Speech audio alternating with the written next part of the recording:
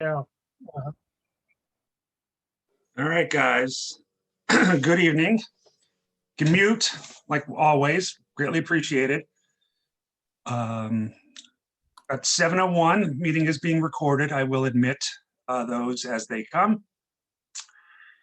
Before we get started, one, I want to apologize for those who were tried to come Sunday to the our end of the month babble. I totally forgot. Plus, my wife was sick, so I just between the holiday and her illness, just totally lost track of it. So that one's on me. Um, our next and final meeting of this year will just be a Christmas seasonal thing, 2 weeks from today, in the middle of the day for our called shot lunch. So that's the 15th, I guess. We're going to do a couple Zoom calls to start 2022 with some speakers, and I have them confirmed. I'm just waiting on the Zoom links before I send out the info. And then our first in-person meeting will be the SABR Day event, February 6th at Peabody Heights, assuming there's no COVID lockdowns or whatnot. February 6th is the birthday of Babe Ruth, so it's fitting. As far as I know, everything is still set for the convention. Haven't heard when hotel and everything will go on sale for those of you who are out of towners. So, but Scott Bush and I have been in touch, and he's planning on coming up to Baltimore in January, February, and kind of getting a lay of land. So, welcome everybody. Tonight, we are graced with the presence of a lovely young lady who I've gotten to know pretty well over the last couple of months. I'm proud to say she's become a good friend to Renee and I. She's as beautiful as she is talented. She has a long history in the Orioles organization going back to 2004 when she started with the Bowie Bay Sox. And earlier this year, she became interim and then permanent public address announcer for the Orioles. She had filled in, I think, since 2012. Here and there, especially she did a lot of Mother's Day events at Camden Yards. But now, for anybody who's been there, starting in 2021, she is the regular voice, the first female to ever have the job permanently, and one of only 4 females in all of Major League Baseball to hold this position. She is originally from the Fighting City of Philadelphia, much like my bride. And she has the attitude to boot, but she won't scare you. The priest friend of mine once called it is the city of brotherly shove, not love. So they do have a reputation up there. And I know I'm married to one. But I will let her tell her story. You guys can save your questions for the end. Hopefully more people will join us. You can also put questions in the chat. So without further ado, I introduce the lovely Adrienne Roberson, current announcer for the Baltimore Orioles. Go ahead, girl. Thank you very much for that intro, and it's nice to meet everyone. I've been a follower of baseball since I was very young. My dad introduced me to baseball and took me to games in Philly, and yes, I'm still a very big Philadelphia Phillies fan, but they're number 2. Orioles is always number 1. I have just always been a fan. I went to college in the 90s, and when I got there, I really had enjoyed theater and broadcasting. And so I was taking broadcasting classes, and I worked at the FM station for Tennessee, which you volunteer. You get on the alternative radio station, which wasn't my style of music, but you start to learn and do broadcasting. And the AM station that did pay was in the same building, and they asked if I be interested in doing news reading. So in those days, you took the copy off the AP machine and you read through and rewrote it, and you did news reports about 2 times an hour. From that, I've just always loved sports and always gone to them. And I realized, you could be announcing sports. So luckily, being at the University of Tennessee, I was able to announce the women's soccer. I announced swimming. I announced about 7 sports for University of Tennessee for about 3 seasons while I was there at school. I was also a baseball diamond girl, which was a lot of fun. There was about 15 of us. And basically when the new guys came to campus with their families, you gave them a tour, you showed them the gym facilities, you took them around, they met with the coaches. Anytime we had like a day meeting for clinics for kids or college kids coming up or wanting to meet coaches, we worked the clinic. So we got to meet a lot of people. You made a lot of contacts. And then in my town, I was very lucky. The Knoxville Smokies, which was the AA team for the Toronto Blue Jays, which has moved to Pigeon Forge, but they're now building another stadium. And it's because it's been so long, they're coming back to Knoxville. When I was there, because it's a college town, they had your dollar beer nights on Tuesday. They sold out every night being a minor league team, and it was amazing. It held about 8,000, and I saw some of the greats come through. And when I was first there, I was just a beer hostess. I literally had applied there to be an announcer, and the announcer there worked for WBAL, Channel 10. He was a sports guy. And so I literally carried an old-fashioned milk crate filled with beers for $1 and carried them down to our, lower reserve attendees. And that's how, but I got my foot in the door, and I was working for baseball and watching games every night.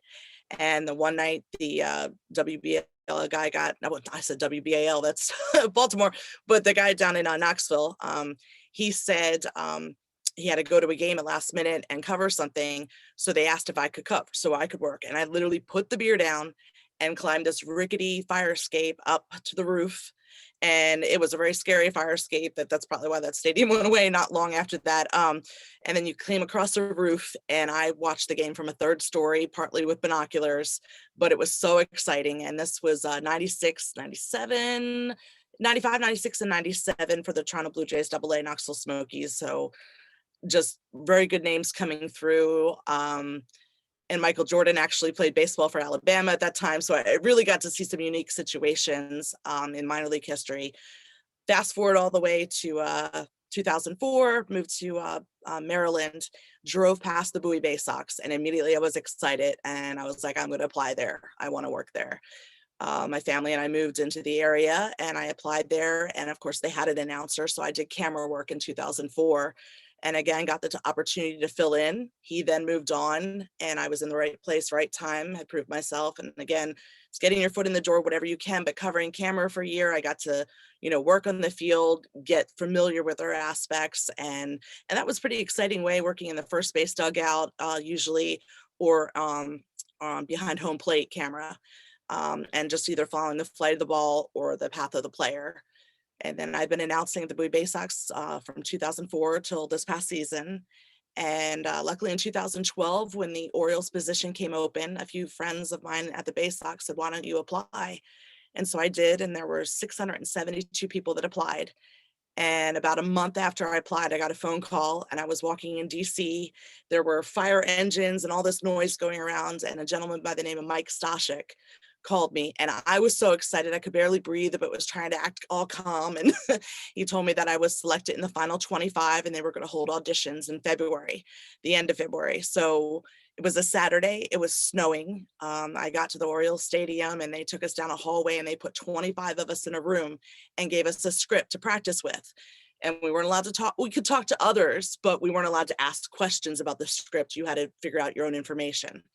And then they called us one by one down the hallway to get on the actual microphone and perform. And they had people all over the stadium listening to our voices, people of all ages. And I don't know who they all selected, but there were quite a few people there listening that day to help how the sound worked in different areas of the stadium.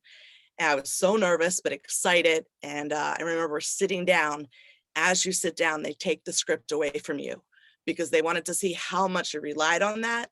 Because as the game could happen, you could get a trade, things go wrong, whatever happens, they need to know that everything changed and that you can just go with the flow. And they hand you new paper, new lineups, new everything, and you just have to start right then and there. You don't have time to prep or write anything down. So they really, having worked at the Bay Sox for so many years, having gone through a lot of experiences, luckily I was ready for that scenario in a somewhat way. And then I came back, and about 2 weeks later, they went down to 7 of us, and we were brought in for official interviews where we met with several different people and got tours of the stadium and saw all these neat things I had never seen before. I had always studied the Orioles, but now I went on 24/7, all the encyclopedia, the history. I just went full on just in case they asked me any question that I'd be ready for. But don't ask me those questions today because I don't know if I remember everything I did that day, but I was so excited. And then I finished in the final 3, And when I finished in the final three, they said, you know, would you still be willing to be a backup? And of course, I'd be excited to do it any day. And I said, yes. And that first year, I got to do Mother's Day and minor league appreciation in 2012. And then every year since then, I would do anywhere from 5 to 14 games a season. And then during COVID, I did 15 games during a season that we only had 29 games at home. So it's been the best experience. Like I said, I've always loved baseball. Coming into the Orioles each day, announcing. My dad read to me a lot as little, and he made me read Newsweek to him once a week. He'd bring the Newsweek out and said I had to read 2 articles. And being a kid, I did not like that magazine at that age, but I learned a lot because he helped me to read out loud and publicly speak.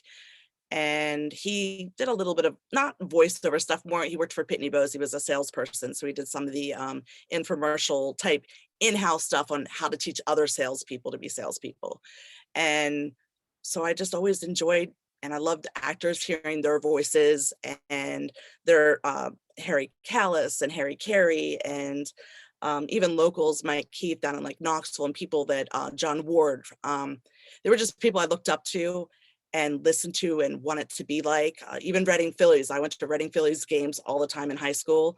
And Frenchie back then, he was just someone I looked up to and loved listening to his style of the game. And something very important I learned along the way was always being myself. You can emulate, you can honor others and learn from them, but be you. Because if you try to be somebody else or try to be a voice that you're not, people will know that and it won't come off as natural. So that was something very smart that people told me early on, just to do who you are, to be who you are. And it's been exciting ever since the moment that in April, when I found out that I got to be the Orioles announcer. And I truly hope that I'm there for the next 20, 25 years, or, or as long as they'll have me. And I'm looking at 2023 to 2028 to being our amazing years. And if I don't want to call it, but I think 25 will be a fantastic year for us. But just announcing the players, being a part of the stadium, ask any questions. I'm sure I've left out a lot and skipped over, but it's always been my passion, and I love baseball and being able to say the players' names as they come to plate and actually watch the game. There's so many roles at that stadium. You don't get to see a pitch of the game. I get to watch every pitch and be a part of it. It's just incredible. Hey, Adrian, can you let people know what you did in between Tennessee and before you got the Bay Sox job, some of the radio stations and stuff you worked at, and Sirius XM and all that other kind of stuff? Oh, sure. So when I graduated college, I was looking for jobs, and back then they had like papers you could order, and they would list all the jobs in all 50 states for every radio station, their sales position, on-air work, all that. Back then you sent your cassettes, and you sent a package in the mail with your resume and a cassette, and stations might receive 100 cassettes and half of them got thrown out. If you called the station, which I later learned, because a lot of times it would say no calls on the thing, but if you called to even say, hey, did you receive my tape? They threw out your tape, because you right away, where it said do not call, you disobeyed the first rule that they asked. You can't read what they suggest. So they're going to throw you out. And then I later learned, on being on the other end of it in the hiring process, that's a very big key issue, that you follow the first steps and do what they say. So I worked at KCDZ 107.7 in Joshua Tree, California. It's a 121 market. It's the middle of nowhere. It's considered Palm Springs market, but I got to be on air the first year coming out of college. It was drive time. I worked, I believe I was on 5 to 10 p.m. Every day. I worked a 2 to 11 shift. You did like commercials and copy work before you went on air for the day. It was a top 40 station. And I also got to cover high school sports for the Joshua Tree High Desert area. From that job, I moved to San Diego, where my family began, and military. We moved from San Diego to Pennsylvania. And in Pennsylvania, I worked for Metro Traffic, so I'd cover traffic in the morning. So literally from 5 to 9 a.m., I was covering if there's a tire on the road on I-81 traveling northbound, we've got an accident. There are only so many ways, but we creatively tried to say different ways of having accidents and things falling on the roadway. I worked on 7 different radio stations. It was pretty exciting. You'd be live on a country station at 3 minutes after the hour, and they would say, "Hey, Adrian, what's your favorite movie of the week?" And you'd get off of that in a minute and then go do traffic on another station that might be like jazz. So it was, some of them were live, some of them were pre-recorded. And so I did that in Pennsylvania. And then we moved to Maryland, and I guess that was 2003. We moved to Maryland, and that's when I began at the Bay Sox. And then also while working at the Bay Sox, I got a job at Sirius XM doing sport opping. And basically you got to watch the game. And if you guys are in the car and you see what comes across the screen, the score, I'm typing the score, typing the quarter. And they don't do it as much anymore, but we used to cover the highlights too. So if there was a fight on the ice and you had a hockey game, you would say who got in the fight and how long their penalty was for. But it was neat because you actually, again, you got to watch the game, the whole game, and you're just sitting and typing the score. So it was not a hard job. I'm actually still there, but I'm probably going to be phasing out in a couple of weeks because I'm getting a little busy in a good way. But I still like Sirius XM for a lot of reasons, but I also worked fantasy sports and POTUS. I've been to POTUS for a little bit, but fantasy sports, I worked with them for over a year, helping produce and a lot of their football shows. I am very big baseball, but football unfortunately sold a lot of their commercials. And like, I love football, but baseball is my favorite. But so baseball didn't get as much as their radio time as I wanted, because they definitely, football sold their station, was a lot of their sales comes to that. And the spreadsheets and all the fantasy for football starts in August, when baseball is just getting really hot. So that's kind of a hard transfer. But like I said, I'm still at Sirius XM now, still board opping, but at working there 2 days a week. And I do a lot. The other thing I do is Georgetown University. I do men's football, men's lacrosse, women and men's soccer, women's basketball. I do almost all their sports, and I love working for Georgetown. I've been there for 7 years, and that was from a Bowie Bay Sox on-field announcer, was the worked with the athletic director, and he also worked with the football program, who now works for the Patriot League in Philly. So it's that inside circle of sports. That world gets smaller and smaller, just in all fields of it. But he asked me one day, "Can you cover a baseball game for Georgetown?" And I did. And then from that, it was just like each sport, "Oh, can you help us with our sport?" And it just grew. And now I do most of the sports at Georgetown, and it feels like family because most of the SIDs stay there for a long time. I've seen their kids grow up. It's a great school. It's about a 45-minute drive for me. College doesn't pay well, and it's never been about that. I love sports and I enjoy going down there. So unless I win the lottery, I probably will always do some Georgetown games because I love it. All right, guys. Anybody have questions? You can either do chat or raise your hand, and Adrienne will pick on you. She does work as a full-time job as well, but she didn't mention, and she works at a high school where she's an administrator. So you talk about somebody who goes in all directions. It's this lady. It does sound like you'd probably put a lot of miles on your car. I wanted to ask you, going back, it's very interesting, one of your comments. But I did want to go back to when you applied to the Orioles and you had the scripts. What could you explain a little more what that was, like the first script you got and then how it was changed? Was that questions about you or a scenario that you were going to be asked to discuss? It was actually a game script that they first gave us when we sat down, and the game script had different like advertisements, what's being sold in the store that day. So it was a couple different commercials, and like the kiss cam. It had a couple different things like how you would play with the crowd, and then it actually had the lineups with all the players listed for both the visiting team and their team. So you learned these names, and you looked up a couple names. Oh, that guy, from Tampa. I don't remember that name. So you'd look it up on your phone to make sure you had all the right pronunciations. So literally when they took it away, it was all new names, nothing everything that you had seen was completely new. So it wasn't the same commercials. It was nothing to do with yourself. It was just copy. And there was a guy through a little window to my right, and he leaned in and said, go. And it was snowing. So literally the windows were open. It was cold. I had a scarf and a hat. The snow was blowing. The papers were ruffling. You're nervous. So the papers were like doing this. And you knew all these people were listening. So you've got to give it your best shot, and you've got one shot. And you just read live, and oh, by the way, you were holding a headset, which is the biggest change for me at the Orioles. So I'm talking to you guys, but I have a headset on, and in this side, I've got speakers, and in this side, I got speakers. And I've got, on a normal Orioles day, I've probably got about 14 people talking to me.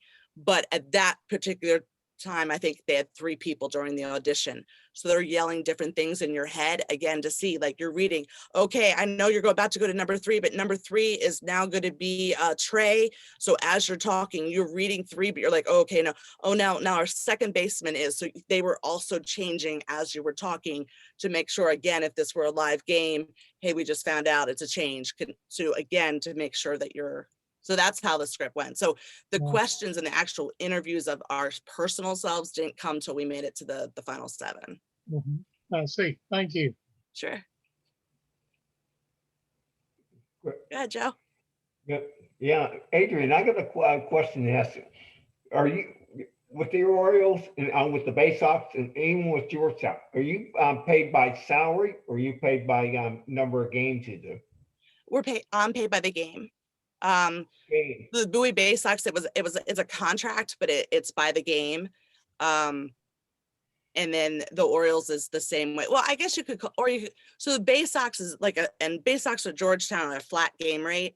Orioles, I'm paid hourly, so which is really good because minor leagues doesn't have the funds when you have a 3-hour rain delay. So we sit there and we wait and we continue to play. But Orioles has, luckily we were paid by the hour. And so when it rains, it's not as sad anymore.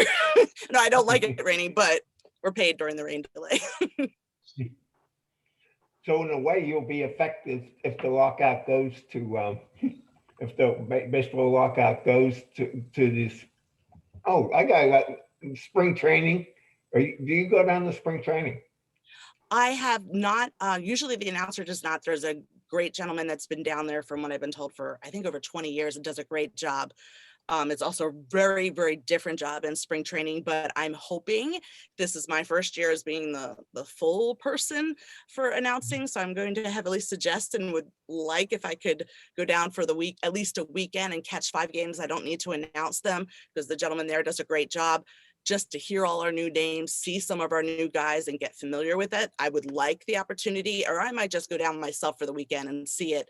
But as a paid person, they don't normally send us down. I know in 2012, when Ryan became the announcer as part of the big deal of getting the position, they did take him down for a week and he announced games before coming to the Camden Yards and doing it for the first time. But it's not a normal annual thing, but I certainly would like to go down for some games. I bet. Go ahead. I'd like to know, since you came from University of Tennessee, if you have any pet summit stories. She's an amazing lady. I did actually go to one of her friends, Gloria. I worked for Knoxville Sports Corporation when the 1996 Junior Olympics came. The Olympics were in Atlanta. So 6 months before the Atlanta Olympics, we had the final, I guess the final event, the Coca-Cola Classic Gymnastics, and we worked with that. And Gloria's very close with Pat. So I got to meet Pat through that. My ex-husband also taught swimming lessons to her kids. So he got to know her well, but she was an amazing woman. At the University of Tennessee, our guys are better now, but back then our men were horrible. And the girls program was highly attended and packed. They would sell out, where the men, they actually would ask people to go to games. They couldn't even, they needed people to attend. So seeing her, she was an amazing, amazing woman. She gave so much to the school. She volunteered a lot. You felt, I felt intimidated, not intimidated as in like, I felt intimidated as she's just such a powerful woman, not just like the way she carried herself. She was always dressed nice and always poised. I had classes with some of her teammates, some of her kids, the athletes, and they loved her. I mean, she scared them as she could yell, just like the University of Connecticut women's coach. She could yell, and the men's coach, they used to have two there too. She can yell at you like no other, but she cared, and she truly cared about her students and athletes. She came and pitched when I did the announcing, like I said, at softball in different games. She would throw out the first pitch. She was at the games and wouldn't just show up for the first quarter or the first inning, and would sit and attend and participate in other sports. And they encouraged that at coaches, but you could tell she wanted to and cared.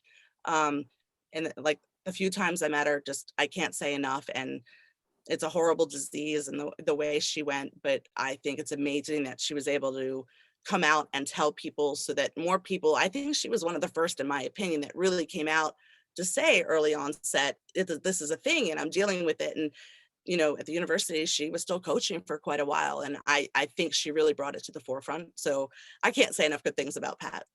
So Thank you. an amazing, six-time national champion, might have even been 7, but yeah, great woman. In your current job with the Orioles, do you have access to the players, and do you know many of them personally? This year and last year, unfortunately, because of COVID, things have really changed. And I truly hope, I think it's going to take time. I don't think it's going to be next year, maybe some glimpses of it. But I think, you know, with the contract things happening today and the athletes, you know, really trying to keep them safer so the games can continue. I was very grateful that towards the end of the year that some of our reporters, both news and radio, got to go down and talk for so long. They had to just do what we're doing right now, Zooming. And you can get some connection, you can get some energy, but it's not the same when you just have that spontaneous question that you feel and you get that personal eye and one-on-one contact. I really hope that comes back. Working at the Bay Sox, I had a lot, especially the pitchers. I really got to know a lot of the pitchers, the full-time pitchers, not the relief pitchers, because they came in the games on their days off and sat in the row right in front of me. So we'd talk about different things and they'd have to score on their days off. They'd have to sit up in the press box and score and keep track. One would hold a gun and the other would keep scoring. So I got to meet a lot of the pitchers. And then also for about 6 years when I was at the Bay Sox, I also hosted. I kept that really on the down low more because I think it was nice for the players because I worked there, so they could just, you know, come home and do their thing, and I came home and do my thing. What was great was he would come home, they would come home and play with my son for hours, video games, and my son was not a baseball aficionado like I am, so he just played games with them and wasn't asking them questions. There was one pitcher, Chris Lee. He was pretty good in, I want to say 2000, probably 18, a left-handed pitcher for us. He's not with us anymore. He's in the independent leagues. But he came close with my son, and my son actually came to Bay Sox games when he was pitching because of the friendship they formed, not because of his love for baseball, which I wish he had more of. But I really, through that, I mean, these guys sometimes lived with us for 3 summers. Some of them lived with us for 4 weeks, but they were like family. And so through that, I've gotten to meet so many players, and a lot of them went major league.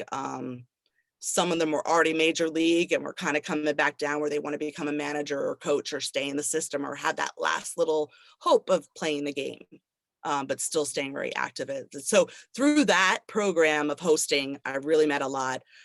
Through announcing, you're going out. I've done, even with the Orioles before taking the position this year, I did a lot of, I'm trying to think of Jarrettsville. There was a 100th year anniversary of a bank up there. And I think it was Orsico, and we sat and they did autographs, and I did trivia questions and encouraged people that were, you know, coming to celebrate the bank's anniversary. We gave out t-shirts, and we actually had signed baseballs. And if you answered a trivia question, I gave that out. So with events through that, I have met players and I've got to know them genuinely as a true friend, and then some as casual acquaintances. But I do hope that we all get some of those experiences again. I just think it, unfortunately, I hope I'm wrong, but I think it's going to take some time to get back to what used to be normal for us. Uh-huh. I just got an anecdote I'd throw in here. I was actually the public address announcer at Fenway Park for half an inning. but I didn't actually say anything. Sherm Feller was the, from 1967 to 1993, Sherm Feller was the PA announcer. And he had me come up because I was in the music business and he wrote the song Summertime, Summertime. But he, so I was sitting there talking to him and Brooks Robinson and the Orioles were in town. He said, I got to go talk for, this is about the 8th inning or something. He said, I got to go talk to Brooks for a minute. You take over. You saw what I do. And he just left the booth and it was just me. And I mean, there was no reason to say anything at that time, but I also had to push the buttons for the balls and strikes on the electronic scoreboard. That part I managed to pull off okay, but otherwise nothing. That's an awesome story. No, I love that. Baseball just Now, has there is something else. I don't know. Have you heard of Leslie Sterling, who's the woman that followed Sherm Feller? I've not. She was the PA announcer for a couple years. She was the one that followed Sherm Feller. She did it for 2 years, and now she's an Episcopal minister in Cambridge, Massachusetts. She decided to leave the announcing job and go to Harvard Divinity School. Well, and got another kind of job. So there's all kinds of futures for PA announcers there. Yeah, wow. Anyhow, that's No. it's kind of, I mean, as a PA announcer, you're not like a broadcaster who travels with the team. So you may not have that much occasion to meet other broadcasters because they're each rooted in their home ballparks, like somebody like a Bob Shepard or somebody. But I actually have, and that's been actually rather exciting because when they come to visit us now this year, Cleveland Indians, there was only a few teams that were allowed to travel. So I only met a few teams that came in, but I usually, now that again, we always had the lunch, we used to go into lunch and you got to meet everybody and they took away the cafeteria. So now we just, we eat at our seats. And again, I'm hoping that we have the cafeteria moments again, because we met all sorts of people and we learned so much. So I went down to Tampa, and actually the public address announcer, when I got the job, welcomed me to the public addresser announcer club and said, I hope you can come down this summer and I would love to give you a tour. And my aunt, my uncle, my cousins, and my goddaughter live down there. And so I combined the trip. I flew down in July and I went to the game. I took my uncle and it was incredible. We got a whole tour of Tampa. Now I know a lot of people don't like it because it's an inside stadium, but I liked it for everything that it was different for. Yes, I wouldn't want to announce all my game. Well, you never know, but I wouldn't want to be, I love the outdoor, the ambiance, everything that our stadium is. So it's a different, you just have to go in and like it for something different. I liked when they hit a home run, all the lights up in the ceiling. He announced different, where I announced very low, he announces up higher, and he's directly with the music guys. So they had some different choices, which I thought were really neat. They have the Stingray. So he introduced me to their radio guys, their TV guys. So I actually, when I visited different stadiums, even before having the job, I'm, I guess, geek or nerd about going to press boxes. I love meeting the different people at the different stadiums. That's my thing. If you see me at a stadium, I'm trying to get in a press box. Many of us are going to come see you this summer in August when we have our national convention in Baltimore. And I was lucky, like Tampa, for being in Florida, because Florida is very backward on COVID. So they didn't have, where Orioles, if he had come the other way, I would have had to like jump through hoops because we get tested constantly. And then when you first go in the thing, besides, getting checked, you get the temperature check and we have all the files and form. Like, it would have been a lot harder for me to return the favor because he was taking me, I mean, he took us in like suites and then, in their upper class, like dining area that looked like a wedding food entree. They had every little petit four cake. Like, they probably had 20 different cake design things going on. It was amazing. So those kind of things, I think I got lucky in a COVID sense to get that tour that I did. But yes, it's hard to get in the press box. Did you go up in the catwalk?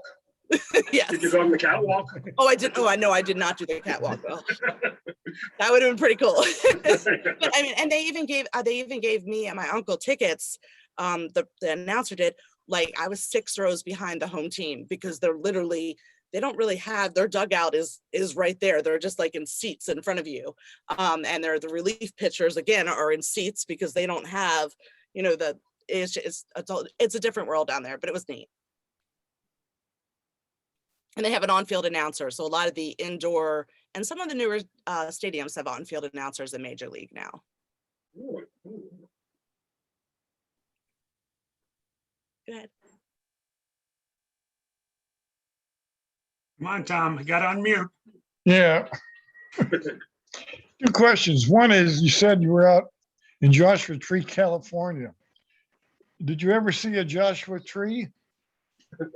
Every day, I will say. And if you turn on the TV, since I've moved from there, I swear there are Joshua trees in so many commercials. And I feel like, and I'm probably wrong, 80% of commercials had to be filmed in the little town I was in. Joshua Tree, you can fly through it in about 6 miles. It's between 29 Palms and Yucca Valley. So I can't stress how much of the middle of nowhere it is. 29 Palms is a very large military base, and our radio station did a lot of radio call outs for like the wives, because they weren't like deployed to another country. They would deploy them. Winter training was up in Seattle, but they did desert training, and they would be out in the desert for 6 weeks, just like they were out of the country and couldn't call their wives or their children or, you know, talk to anybody. And they really got out and did their meals. And so that was a very different world out there. You could hear the bombs every night. I could hear coyotes. But yes, Joshua trees, desert rocks. There was rock climbing, beautiful snow-topped mountains that you could see. So you'd walk out your door and see the most gorgeous snow-topped mountains, but it's 113 degrees. And no matter what people tell you about humidity, a dry 113 is still hot. And they don't have air conditioners in the desert. They have swamp coolers, which are powered by water, and they don't do near the cooling that we get here. But so yes, lots of Joshua trees in Joshua Tree. That U2, I know they did their cover of a lot of bands. I should say that for being the middle of nowhere, Pappy's Harriet was in Yucca Valley, California, and Betty Ford Clinic was 7 miles from there. So a lot of the famous people, after they got out of Betty Ford's, got to perform at Pappy and Harriet's to see how they could kind of regulate, get back near alcohol and in a bar situation before they drive 2 hours back to LA. So I did really see and meet, and our radio station did really get to, so that was actually, for being in the middle of nowhere, you still got to see a lot of cool stuff. And people vacation to go there to get away from LA. So it isn't a major hiking spot. So now you guys know all. And the last thing about Joshua Tree, it is the second highest elevation in the United States. You have to cook on different temperatures, and it is the #1 stargazing area, I believe, in the country. And in 2000, when they had the satellite meteor shower, pictures on the Philadelphia Inquirer came from there.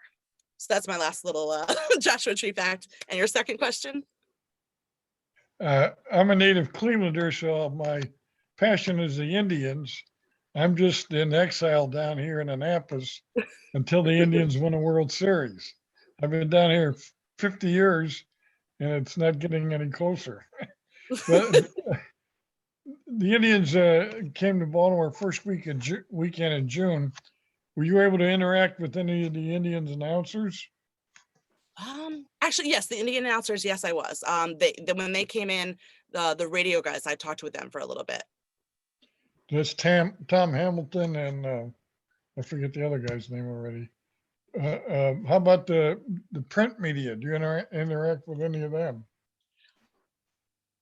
I don't recall interacting with any of the Indian reporters directly. I may have, because they all sit in my same row to the right. And I sometimes, because the PR guy that flies on the plane with the athletes there was only 2 teams that let that guy fly with him. Let him fly.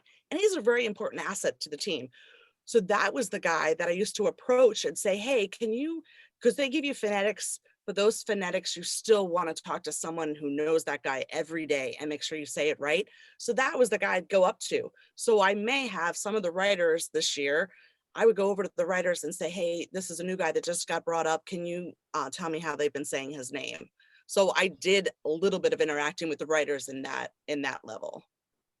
Because they all the writers are in the same row as me at the press box. Oh, so at Camden Yards, that front row, all the writers are in the same level as me, and the second row behind me too. So I do say hi to them a lot in some conversations, yes.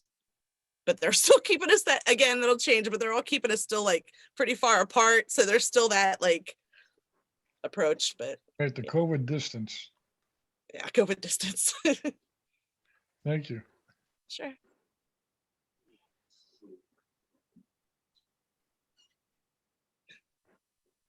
All right, Adrian, I got a quick question for you. Who was your favorite player ever that you watched as an actual player, and who has been so far your favorite interview professionally? Oh.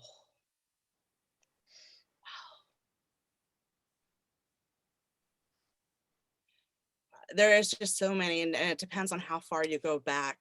I mean, there's classic guys. If I went with a current guy, which I know is hard for the way he left Baltimore, but Manny Machado, I started watching him at age 18 when he came into the Bowie Bay Sox. He was a baby, and he was also little, like he's buff now. So he was just a kid, and seeing him come into that world and seeing him play the different base positions, seeing him grow up, and then in just how fast he moved, him and Scope. There were 4 players that moved very quickly, and just seeing them grow together, and then seeing he made the plays he made at Camden Yards. I mean, and other stadiums he made. But like, again, I mean, there's so many. That's just like a local, I mean, that's just a more current guy. But I mean, the list is just too long. As far as interviews, I'd have to, I didn't even get into managers like Gary Kendall. I know we just lost him. He was our AAA manager at Norfolk, but he was with our team for so many years and many championships and division wins. He was a great interview, just because I know so many guys that were coached by him, and so many of them, when you would ask who was your favorite coach, he was the coach they said. He, to this day, like, he really wanted to go back to rookie and teach them how to play ball, because you get to a certain level, you're the coach, you get to have that title, or you get to have that title of manager, but really everybody above you is telling you who to put where and when to put them, and you get the phone call, now you got to play him 6th and 7th inning.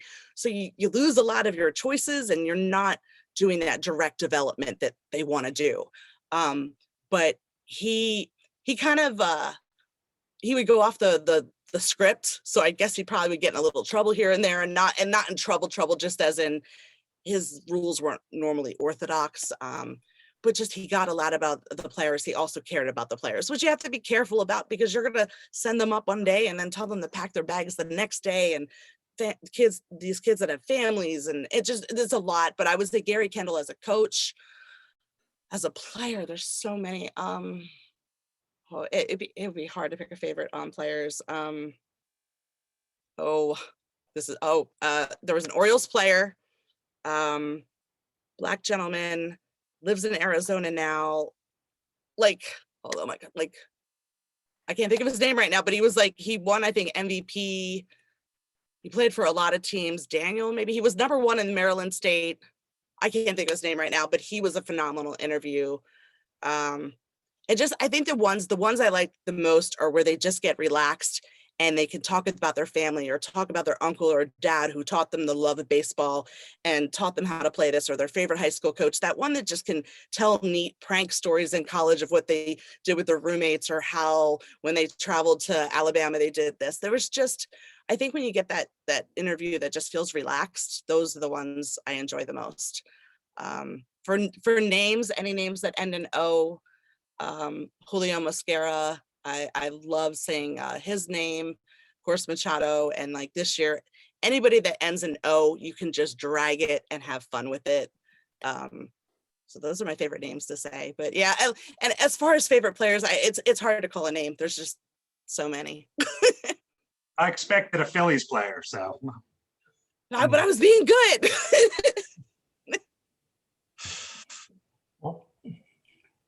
McDonald, is that the name? McDonald, the Orioles player? And McDonald? No, not Ben McDonald. McDonald. Darnell McDonald? Yes, that was my favorite interview. Oh, Great. Thank you. You nailed it.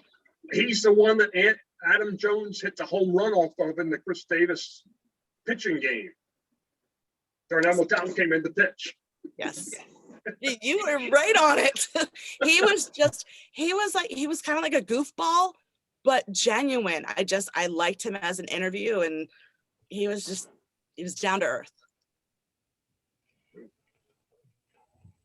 I'll go on the flip side of this question and everything.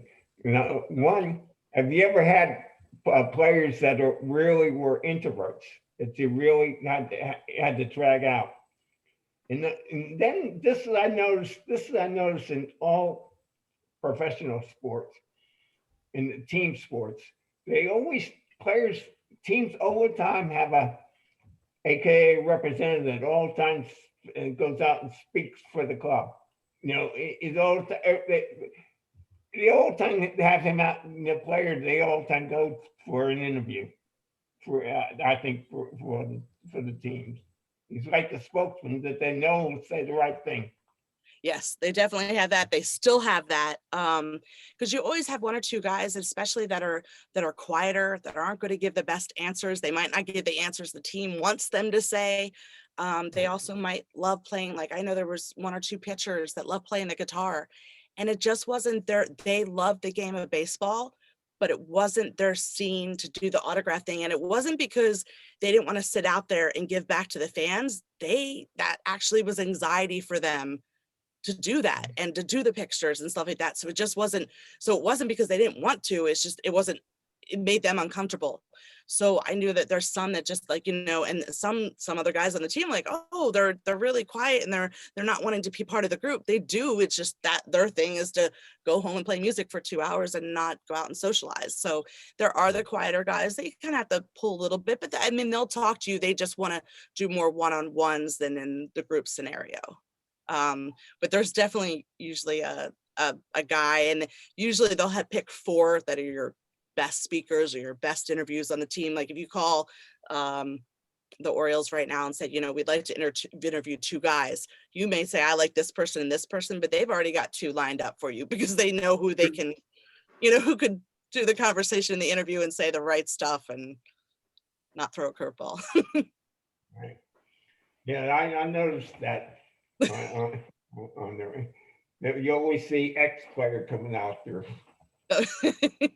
Adam Jones was one of those, but he could still do a couple jokes. I always thought I've seen several of the interviews that Adam Jones did over the years, just even YouTube ones, or when they'd have the little Orioles on Facebook or Instagram and he'd do like a 20 question. I always just thought Adam Jones had an incredible persona, even like when they right before the national anthem, when they would run out, he would dance like whatever Woody from upstairs, whatever song he played, you would see Adam do a little extra dance. We have to stop the moment the player sets his foot in the box, music has to stop. That's an MLB rule. But Adam Jones would push his foot and pull it back and look at music, and we could go a little further. Adam always did that little extra, but I also know in interviews, he was definitely one of the, I would say, I mean, I don't know that officially, but I would say Adam was one of those faces and personalities that just was great for interviews. And he was also a little bit of a comedian. I thought he was a funny guy. I just always remember seeing him a lot on their videos. I have another one. Okay. At what age or at what set of circumstances did you realize for the first time maybe that you were more attached to this game than a lot of people are?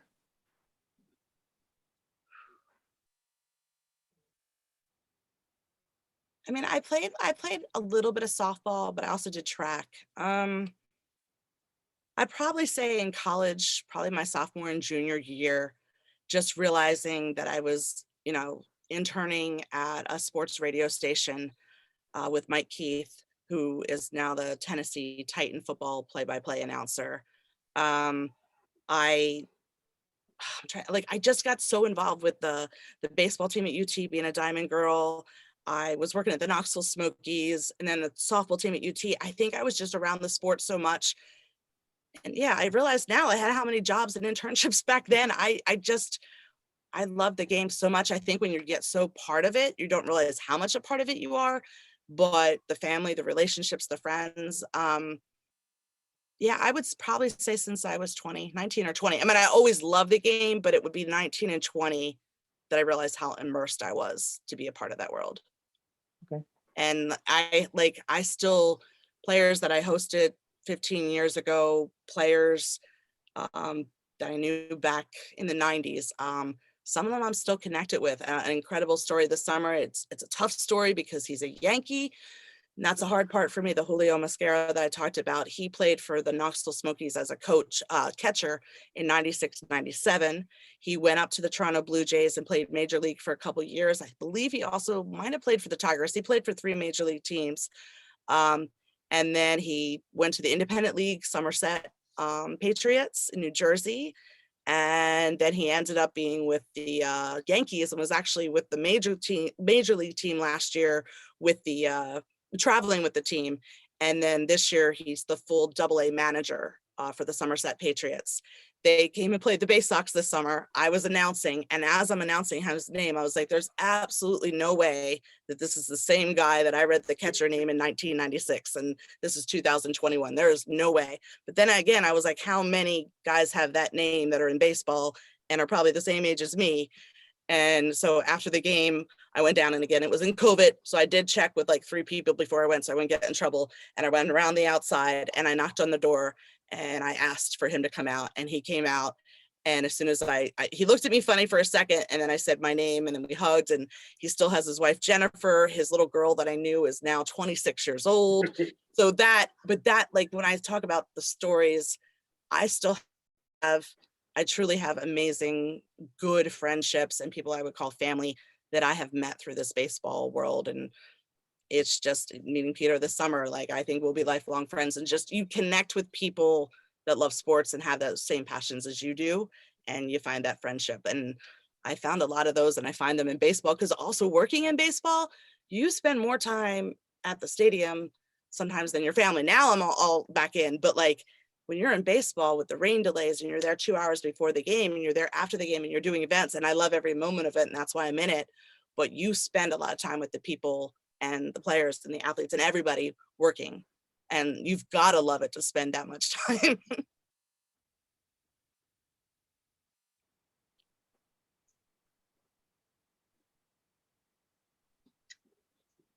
Anybody else, guys? Jeff?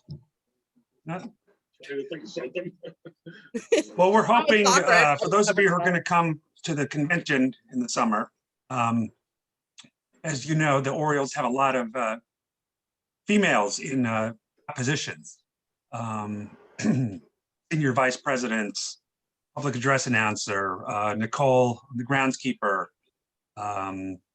Melanie Newman, you know, on the radio and TV now. So we're hoping, in cooperation with the team, to have a lot of these folks, women in baseball, talk about their roles and how they achieved and stuff on one of the panels come August down at the Hyatt. So hopefully you guys will get to That meet. sounds like a full panel right there. I know. There's a lot of big names in this town, so who do a lot of good, and they're all wonderful people. On top of that, that's the best part, is that they're suited for the role, and they're talented and well respected. So you know, the Orioles, you know, you can say a lot about the on-field product since 2016 in terms of the front office and the personnel they have in a lot of these positions are pretty top notch. I got a question following up. I don't know if it's been asked before, Adrienne. When you first came into the business, how many women were there as a percentage of the population in the business? And how have you seen the gradual increase? And how much is there an increase? I think it's been pretty big. When I got in 96, I believe, in minor league and in major league at that time, I was the only one, because there was no one in major league at that time. And I remember, and like my parents constantly said, you're always going for these jobs that everybody else is going for. And they also, my dad saying to me, you're kind of in a man's world. But it was never about that. I just love baseball. I love talking and I loved announcing. You put that stuff together, it just worked for me. So I know, especially in Bible Belt, Tennessee, football, everything Tennessee, I get that, you know, like you're used to hearing a man speaking, and that's your comfortable, you know, different thing. Cause like, I mean, when I listen to audiobooks, sometimes I prefer a male's voice, and that's all opinion. So I totally respect and get that, because everybody has their own feeling about it. So I know when I first started, there was probably a lot of people in Knoxville that weren't ready for a female voice, but I think I helped a lot that I have a deeper voice, and I wasn't high pitching anything, and I was not I'm not acting, I'm just delivering the voice of reading for the player, going a little bit more for the player, but I'm just being me. So I don't think Tennessee was ready, but to answer your question, I think I was the only one. When I moved here to Maryland in 2004, Frederick Keys had a female announcer. The San Francisco Giants at that time, who's still the same woman, she's still there, and she's amazing. So I mean, now there's 4 of us, so 4 out of, you know, so now I don't even know if that's 19, I don't know, it's some small percentage, but you definitely see it growing by leaps and bounds, because this year there was an NBA, there's now a female NBA, I believe there's a female hockey, there's 2 NBA females. But I mean, I see just even in the roles, like when I looked at Knoxville Smokies, I was the only girl in the press box. There was nobody else. I think one year, the message center, there was a girl that came in every once in a while. And starting at the Bay Sox, I was also the only girl. Probably about 3 or 4 years later, I saw 2 camera girls, and now there are still 2 camera girls in the Bay Sox. So you see more of that. And I definitely see more girls in the press box. I sit next to 2 now at the Orioles, and that's very new. So definitely in the PR roles and roles that you hadn't seen before. And I like that it's genuine, the people that really know it too, because a lot of times, you don't like to say that, I never ever want to be considered I earned when you talk about their quotas and stuff like that. I always feel it should go to the person with the best job, the best, take away all that, the person that has the experience, that worked hard. Doesn't always work that way. But it's definitely grown. I see it growing, and I think it's important that they still put the people with the best assets in the job. But it's exciting to see and to work with some of the women that I've got to meet. It's been incredible. So I'd say back then it was like 0%, and then maybe 10%, and now maybe 22. And that's just me picking numbers out of the sky. You guys know stats way better than me. I'm not exact on those numbers, but I see a lot more women on the field and in the press box with me. And at Florida, when I got the tour with Tampa, the director there was my first time seeing a female director for the whole production, for the whole game entertainment show. And they also had a female for the on-field NC. So I'm definitely seeing a lot more of it. It's neat to see, but I'm just as happy working with men. So and I have for so long. For me, it's always been just about the sport. It's great to see that, and I hope I encourage a lot of women to do it in the future. But yeah, so I would say it's closer to like 20-30% for women now. When you first got in, how do I want to phrase this? Did you notice there was a hesitancy before you were accepted? And how long did that take before men accepted that a woman is going to be a colleague of theirs? Some probably never accepted it. I'd say most, if they were a regular season ticket holder, I think it only took a couple weeks. And there's some that definitely took longer, but I think once they realized that I took it seriously, that I enjoy the game, that I know the game, that I know the players and the history of it, but that I'm also not being elevator music, but also not being a distraction, that I'm there to do what I'm supposed to do. I think that won over a lot of people. George Mercier is a very good example. He is a scoreboard operator for the Bowie Bay Sox for 26 seasons now. And I know that first season that I was the announcer, he didn't know me from anything. And I know he probably would say he didn't, but kind of gave me that look when I walked in. And but I would say within a couple games, and he is, I would say by far one of my best friends. He's 73 now. He and my dad went golfing in South Carolina 2 weeks ago, which was so awesome that they're connected now. My dad had met him a couple times over the years coming to games. My dad lives in New Jersey. So my mom and dad would come to games, and dad would come up and sit in the press box for a little bit and got to know George. But George taught me so much about the games working side by side. Like I said, he did the balls and the strikes and the errors and stuff, but I learned so much about the game. We traveled to different games together. Very good friend, as I said. And so I know I won him over, but even that took time. And I think it's just a matter of giving it a chance. Like I said, you can never make nobody can make everybody happy. You can just do the best you can do. But I'd say maybe some people it takes 3 weeks. Because again, well, for example, if you were a huge fan of Ryan or a huge fan of Dave McGowan, and you heard that voice every day, and that's what you connected to in a certain way, he said a name, got you excited about the game, you're always going to have that connection. So I'm not going to replace that, but hopefully add something new to that. So I like to say I hopefully win people over within 3 weeks or 10 games. I hope. The 25 semifinalists for the Oriole job, how many of them were women? There was 2 of us. And the other woman was a sports writer. And I think she was more brought in to cover the story, not so much to announce. And she told me that. And it was an amazing thing. She came up to me at the beginning, and I cannot think of her name right now. It'll come to me later tonight. But she came up to me and sat at my table because we both said hi to each other. And there was a couple people you said hi to that you recognized. Like I recognized the weather guy, but I had never met him. There was a weather guy from, I want to say NBC, and I went over and like said hi to him, but it was just like, you didn't want to bug anybody, and you're also all going for the same job. So there was like, a lot of that, but then there was genuine people, oh, I've heard you at the Bay Sox, nice to meet you. And then, oh, I've seen you on, so you kind of talk like that.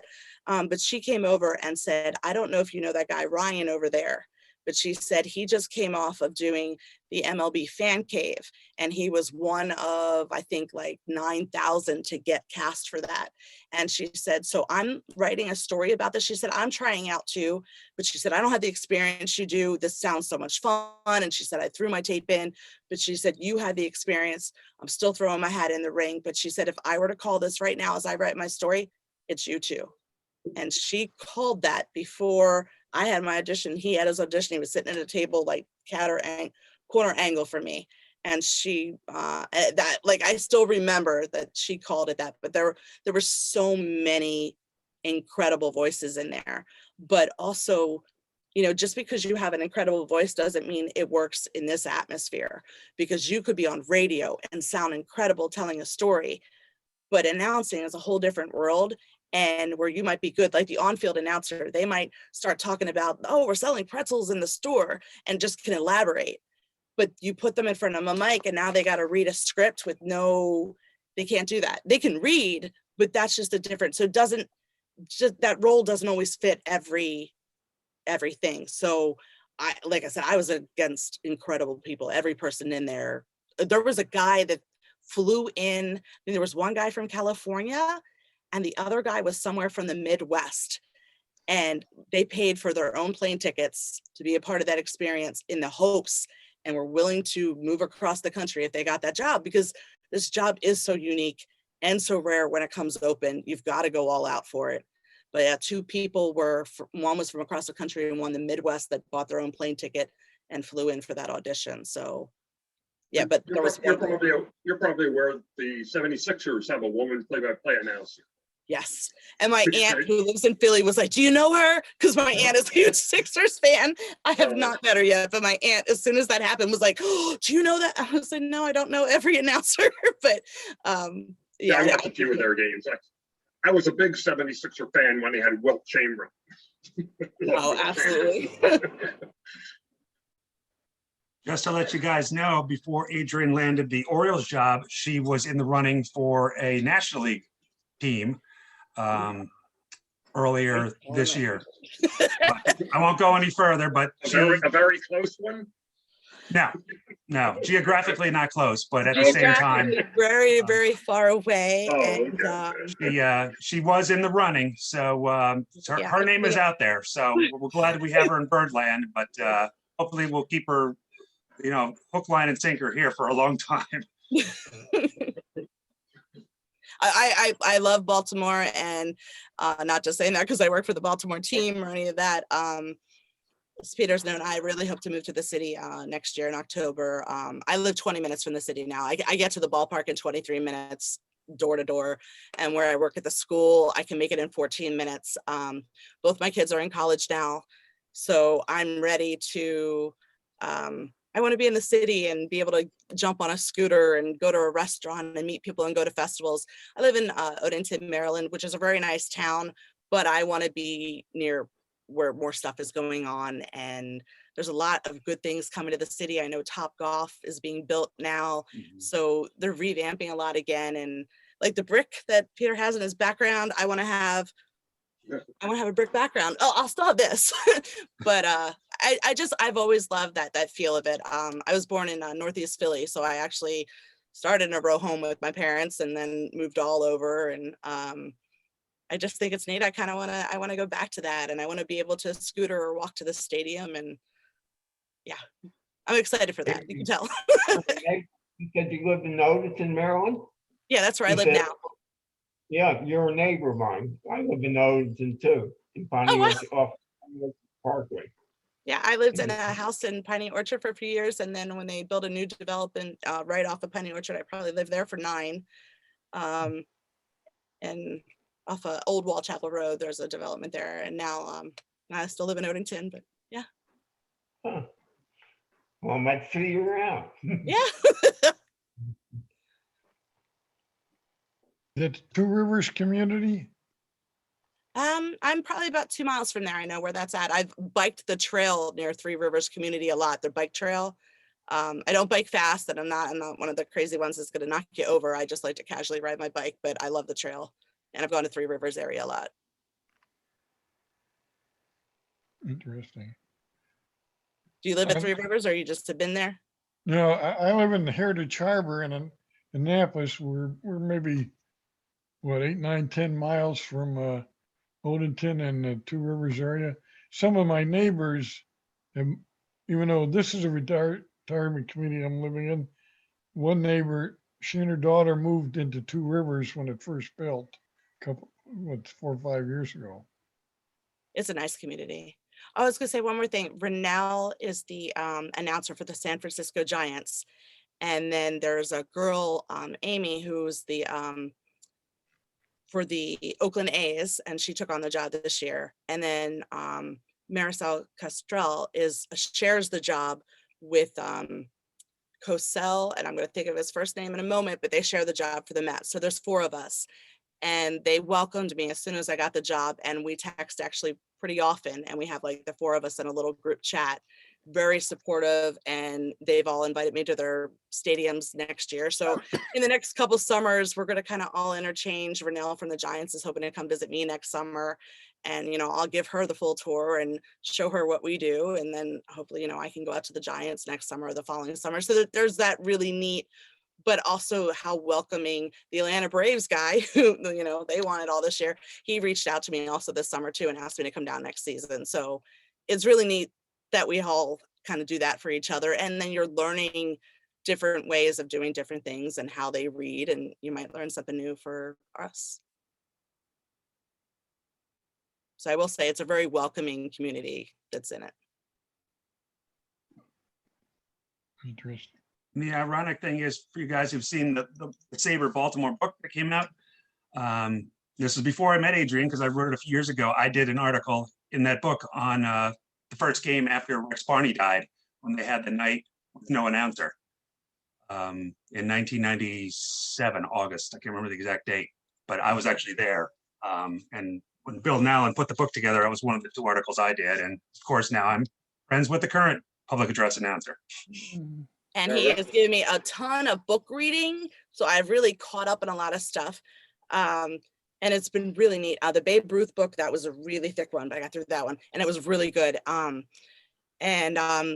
different just some of the books that you've passed on to me, but it's really neat, even Babe Ruth in his house, like being so close, and I parked in front of it I don't know how many times, and just the different history with him as just, and Rex Barney, the thank you book that I'm reading now, that he was an Irish lad and I'm Irish. There's just a lot of neat little parallels. I mean, I guess we can all find them, but just the history, Rex Barney, just some of the thoughts he talked about when he announced games and he played the game, just the experiences he's had. And I'm only a quarter through the book. Is just so exciting. Like sorry. I'm sorry. I wonder if you mentioned an egregious error he made in announcing one time when I was at the game. First of all, have you made any bad errors in announcing the wrong player or I anything never like like to that? say that. I have said the wrong player one time this season, but I would say it probably happens once a year. The game 40 when they all wear 42. Oh boy. I mean, I have the binoculars. I'm like, and what I do is I do by their socks. Like, okay, his sock is higher on the left side. He's got blue, he's got yellow. I mean, there are some guys you know by their walk. And I know most of our guys' body shapes. Like, you're not going to forget DJ. He looks like a football player. But the other guys, I mean, I did my best. Because a pinch hitter, you don't know. Well, this thing happened in the mid-70s. I don't know if you know all the people involved here, but the Yankees had a player named Elliot Maddox in the mid-70s. And before the game, the players were out in front of the dugouts warming up, and he was one of the players warming up, and Rex Barney was given the lineup. He said batting 6, number such and such. He announced him as Lester Maddox. Now, I know the people that know who that is know how bad this is. Elliot Maddox was a black player. Lester Maddox was a Southern segregationist. Georgia governor. And he announced Elliot Maddox as Lester Maddox. And Elliot Maddox on the field heard it. He looked up the press box and made a face, or he was really upset about it. Either in fact, DJ might have been the one that, and I knew him, but he was coming up and he was like doing something. He might have been the one, and he kind of, but like, I think they laughed about it, but it's very, I mean, because I keep score the whole game. Now my score, I might write 5-3, or I might write a circle, but it's not perfect scoring, because I just really need to know who the last batter is. But if the official scorer or somebody to the left asks me a question, I need to know enough, and so that we all can compare notes, because he might get stand up to do something and he'll come back and say, did you, and we talk. But yeah, it does happen. It's very embarrassing, and you hope nobody catches it. Most of the time they know, like in seconds, I'm hearing that I messed up. Well, there was a big awe in the crowd when he said that. Yeah, that's did he apologize or just move on? Well, not over the, he just said correction. He just said correction, Elliot Maddox, something like that. Okay. But I don't know if he talked to him personally or not. Wow. Yeah, that's I've definitely, it happens because it's live and things, but you just, it's stressful, like, especially like the people throwing out the ceremonial first pitches. You're only going to get to say their name once, and they may have spent an incredible amount of money or worked for the Orioles for an incredible amount of time. You want to honor them and say it right. Or, the girl or guy that's singing, that's their big moment. And you never, so I like get on the headset and make sure and try to talk to them personally and say it so they hear me say it, but it happens. But just getting the name wrong, I can understand the mistake, but mixing up with the those wrong two player. names. Yeah, that's I've never done anything, and will hopefully never do anything to that level. But I have said, I thought maybe Rex might have mentioned it in his book. I haven't read the book. He might. I haven't got to it yet. He might, because he's told a lot of interesting stories already. I mean, and even getting back to the Babe, like when I compare it to like what I learned in communications in college and the history of all that tying together, that he was the first one ever as a sports agent. And he was the first, there were 672, no, that's 600. There was over 600 newspapers in circulation, and his name kept those papers in circulation. Like they had ghostwriters. That whole thing fascinated me, not just from the baseball perspective, learning more about Babe and all that he went through and all that he accomplished, just all that the media and how baseball grew around him. it's just, yeah, it was an awesome book.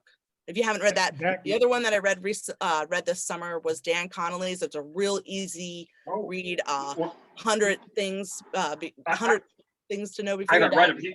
him. I'm from York, and so Dan Conley's from York too. Yeah, that one. He's from my hometown. Yeah. And I made my dad read it, even though he's a Phillies fan.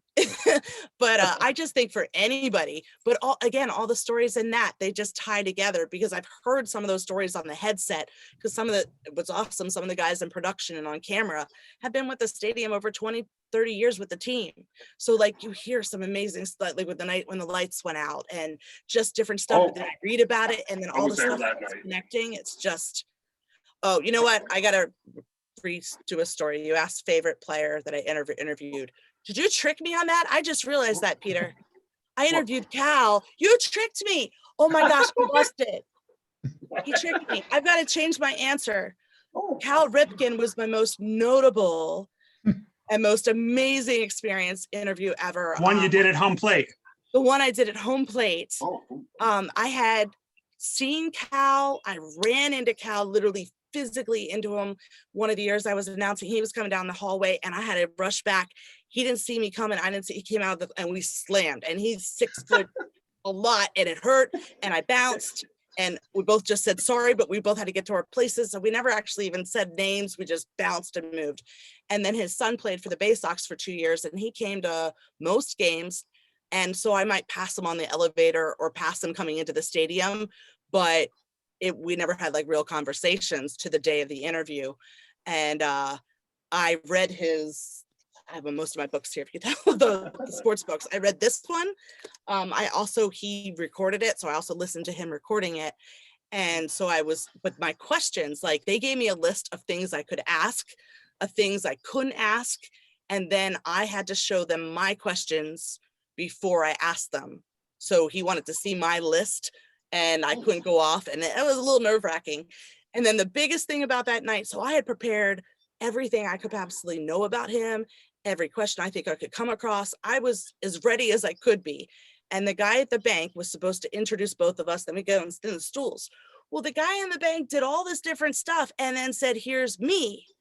So I didn't know I was supposed to do this whole big entrance for Cal, and I didn't have, that's of all the things I prepared for, I didn't have that prepared for him. So I sat in my chair and I was like, wow. I was like, well, tonight we have, and I just started thinking the facts, and I was like, and here's Cal. And that's what I called him. And after that, I was like, I didn't even say Cal. Like I just said, here's Cal, like we've been friends forever. And everybody laughed, and they all thought I had known him. And so it came off really good. But afterwards, I was like, I wish I had called him more than just saying, here's Cal. Cal, come on over and sit with me. That's what I said. But maybe in some ways that made it more comfortable. He sat next to me on home plate. And to this day, and that's why I can't believe I said Darnell over Cal, but what were the eyes, first off, his eyes, you glue into those crystal blue eyes that are, his son has even, so the eyes just hold you. You feel like you have to tell everything, and he's going to watch every moment. Like, it's just almost an intimidating in a good way. When I asked him questions, he told stories, like just, you felt like you were in the story. There was helicopters coming over us, and every time a helicopter came across, he'd stop talking and just stare like this, and we'd all be waiting for the rest of the story. And finally, he's like, wow, I've been doing that a lot. He said, so if you ever saw me miss catches, that's because I was looking up at the helicopters during the game. He said, I love watching helicopters go across the stadium. And he said, I get distracted by that. And literally during another story, he did it again, and we all watched with him. But he talked about like signals between him and the catcher. He talked about his dad. He talked about such incredible moments. And like when he talked about his dad being up above, looking down at him, it just like, and as it's doing to me now, it brought us chills, and every single one of us turned and looked at that window like his dad could be up there still looking. He just, as a speaker, Cal made you feel part of the story, made you feel welcomed, and just told incredible history of Baltimore Orioles. So that, I cannot believe I blew that, and I won't blow that. Any future time somebody asks me, my favorite interview will always be Cal Ripken. What was the interview for? Was it?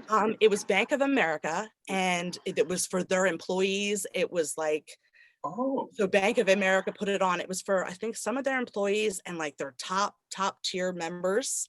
So it was white cloth dinner. It was called Dinner on the Diamond. And I'm talking filet mignon and lobster and wine. And I mean, and then I want to say maybe, I don't want to get it wrong, 8 to a table, maybe about 60, 70 people. And it was and everyone got a copy of his book. And everyone got a signed baseball, which I got one too, which was just incredible. So I will always have that. But I mean, talking to him was, incredible. There was a team photographer that went around taking pictures of the whole event. Trying to think, it was just, and I got to have dinner with everybody too. Now, Cal, as soon as I was done the interview, he was gone. So before the interview, there was 20 minutes meet and greet with Cal. So all the people, there was like an area where they could have wine and cocktails, and no pictures, no autographs, and I think that was a great way, because they still got an autograph that left, that you got the time to meet and talk to the person. We're not going to do a selfie right now. We're going to genuinely have a great conversation. So I thought that was pretty cool. And the team photographer took pictures for people. There might have been maybe a couple selfies, but for the most part, they kept it to talking, no autographs.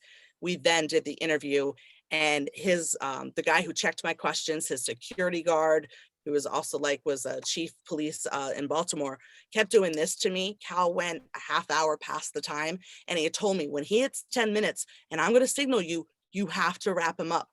But Cal actually put the hand up and said, stop giving Adrian a hard time. I'm going to keep talking. But he had 2 more events. Like, he goes to, so he had a schedule, and his person was like, we're going to be late to our next event. But yeah, so it was a Bank of America dinner for their customers and clients. And I don't know how they picked who they picked, but Orioles called me like 3 weeks before. I was doing a Georgetown soccer game, and the Orioles number came up on my cell phone, and I can't even really answer, but luckily it was halftime. So, cause I don't answer a phone during the game. And I ran outside of the press box, and they said, are you busy? We have a dinner coming up. Would you be able, and they didn't even tell me who it was or anything. And I'm looking at the date, and I was like, yeah. And he said, and it'll be with Cal. And that was like and I was like, no, there's no way I just heard.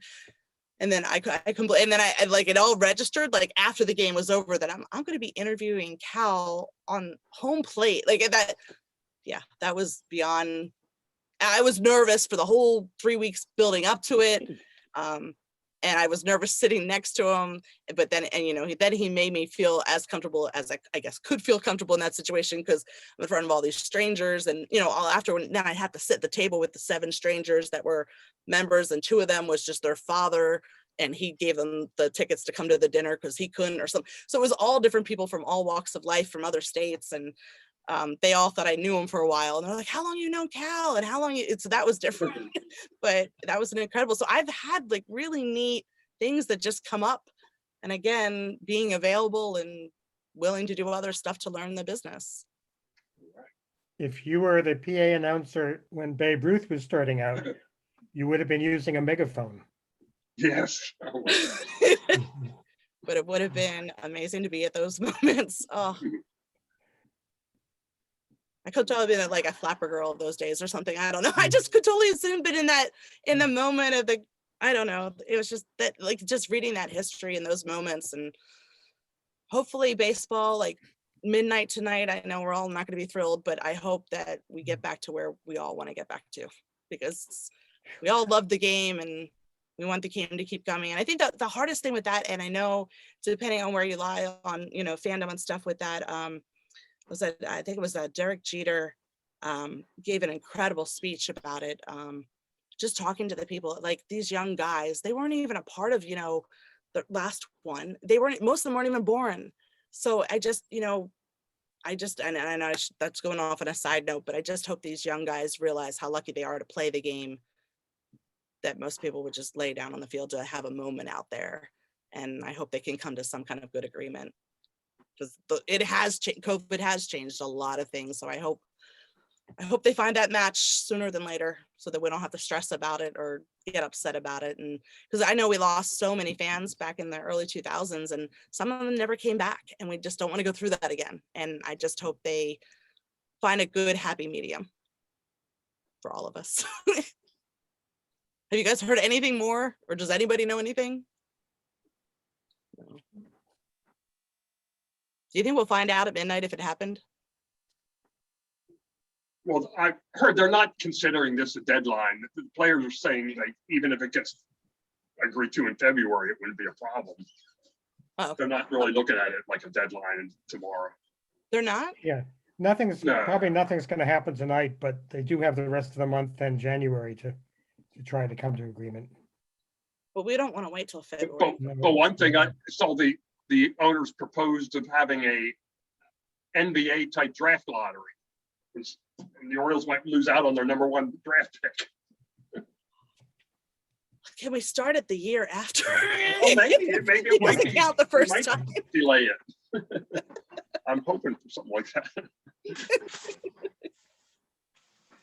Because we earned that, right? Not the way we wanted to, but we earned it. I don't want to lose it. Yeah. All right, you guys, everybody looks out of questions. We're gonna let this young lady head out because this is one of her few nights off. Thank you. Well, we appreciate it. It's very fascinating. Thank you. And it was nice to meet everyone. And I hope to see you at games in the future and definitely next summer at the event. At the we got the convention. Well, don't worry, we're gonna rope her in, guys. She's part of the Orioles family. She's not going anywhere. So, For a long time. so I'll see you guys all, I guess, for those who come to the call shot lunch. And then, then it's next year already. So we have, I think, 3 authors lined up, 2 in January and 1 the first week of February, who all SABR members. As far as the chapter SABR Day annual meeting, since ours is SABR Days, Bill knows, is the last Saturday in January. So the DC chapter will have theirs then, to be determined where, because the hotel they used to have it at doesn't exist anymore. So they'll do theirs on SABR Day in January, and then we'll be a week and a day later, first Sunday in February. So that way we can go to theirs and then some of their folks can come to ours. So. That the Super Bowl Sunday? No, the Super Bowl, I believe, is later this year because the season goes 17 weeks, if I'm not mistaken. I don't follow football Yeah. anymore, but think I know somebody it said it started last- later and then there's an extra year. So I think It's the Super Bowl 13th, Sunday I is think. the 13th, if I'm not Yeah. mistaken. Yeah. Labor Day is always the weekend before the Super Bowl. That's the plan. So we're good. That's the way So it's that's where we're organized. at. So thank you guys for all for coming. For those who missed it, obviously it'll be on the SABR website in a couple days. Jacob will put it up. If you need the link, just let me know. Got a question, Dix? Yes, for 10 seconds, I saw an orange kitty. Who is that orange kitty? One of a dozen plus that live in my home. Aha, So Excellent. here's another one. that's, I was gonna say, that's not orange. For those who've been to, I know Jeff's been here and Adrian has obviously been to a house. I'm in Renee's office upstairs in the dormer. So her door is open and because she has a bigger screens on the desktop. So the door is open, so they're coming in and out. So there are numerous, several in here roaming around. So That's always good. absolutely. You I don't can have never children, so enough this is kitties. where my money goes. This and baseball tickets. So, well, thank you guys and ladies. And we appreciate Adrian for joining. We thank the Thank you, Orioles thank for you, Adrian. Thank you. giving us the permission to speak with her, Katie Kraus and Ben Grundall. Because anytime she is asked to appear, you have to go through the Orioles front office officially. So we're going to get her Baltimore Chop issue. We're going to have her an article on her in there Oh my gosh. from the new year. That So reminds me, I haven't read the last one yet. I downloaded it, but I haven't read it yet. I wrote an article for nothing then. I did I'll the one on the get Scranton. to it. It's still on the computer. All right, I did the one on the Scranton game. Come on. Oh, So, but other than that, guys, have a good holiday. If I don't hear or see from you, you know how to reach me if you need anything. Rich, nice to see you after so long. It's been a while. And Bill, thanks for joining us from Boston. Thank you. And other Bill too. So, all right, guys, have a good night, and we'll see you hopefully sometime in the very near future. all right. Happy Thank holidays. Take care. Thanks, Adrian. Bye, everybody. Thank you. Good night.